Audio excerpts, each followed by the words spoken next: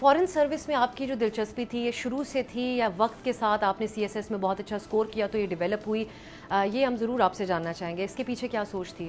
جی میں اسٹوڈنٹ تھی political science کی اور انگلش لٹریچر کی، تو میں نے دنیا کے بارے میں پڑھا اور مجھے فیسینیٹ کرتا تھا to go to places, learn about cultures, literature, international relations.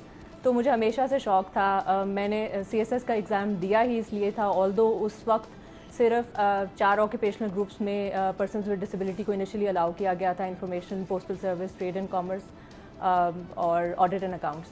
تو میں نے اسی خواہش سے سول سروسز کے ایگزام میں اپیئر ہوئی تھی کہ میں فارن سروس جوائن کروں گی، اور الحمدللہ اللہ کا بڑا کرم ہے. اس وقت مجھے معلوم نہیں تھا میری کون سی پوزیشن آئے گی یا میں کتنے مارکس اسکور کروں گی، بٹ میں نے اپنا کیس بڑی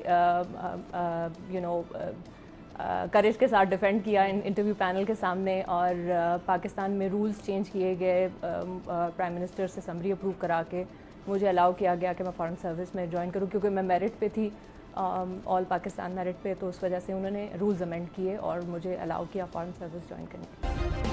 سبسکرائب کریں اور بیل دبائیں تاکہ کوئی خبر رہ نہ جائے.